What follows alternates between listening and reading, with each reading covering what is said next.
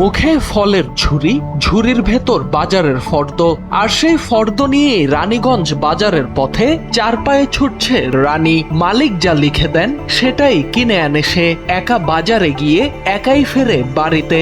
বাড়ির পাশের বাজার হোক কিংবা 5 কিলোমিটার দূরের বাজার, ফর্দ লিখে দিলেই কাজ শেষ। প্রশিক্ষিত এই কুকুরটির কাণ্ড দেখে অবাক স্থানীয়রাও। ভালোবেসেই মনিব নির্মল বিশ্বাস নাম রেখেছেন রানী। হাতের ইশারায় যে বাজারে যেতে বলা হয় ঠিক সেখানেই যায় রানী। শুধু বাজার নয়, যেদিন যে দোকানের নাম বলা হয় ঠিক সেই দোকানেই হাজির হয় সে।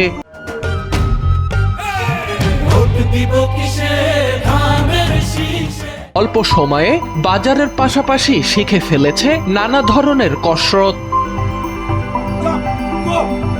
পশু পাখির প্রতি ভালোবাসা থেকেই যশোরের মনিরামপুর উপজেলার কোমলপুর জেলেপাড়ার বাসিন্দা নির্মল বিশ্বাস শহরের পালবাড়ি এলাকায় যান একটি গার্ড ডগ কিনতে। কাঙ্ক্ষিত প্রাণী না পেলেও সেখানে দেখা পান একটি ফ্যামিলি ডগের।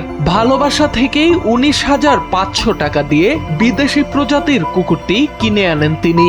আদর যত্নে বড় করতে করতেই নাম দেন রানী। এরপর থেকে পরিবারের অন্য সদস্যদের মতোই লালিত পালিত হতে থাকে সে।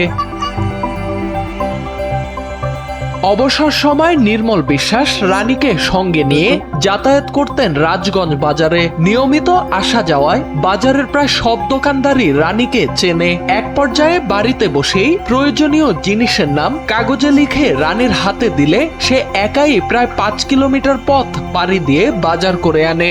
মালিক বাড়িতে না থাকলেও ছোটখাটো প্রয়োজনে তার স্ত্রী সুচিত্রা একইভাবে রানীকে বাজারে পাঠান।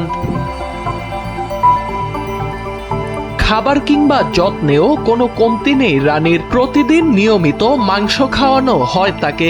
ভালো খাবার, পরিচর্যা আর চিকিৎসা মিলিয়ে রানীর পেছনে দৈনিক খরচ হয় প্রায় 4 থেকে 500 টাকা। নির্মল বিশ্বাসের ভাষ্য, নিয়মিত যত্ন আর প্রশিক্ষণই রানীকে করেছে এতটা বুদ্ধিমান আর বিশ্বস্ত। সোহান আল রাজি, এনপিবি।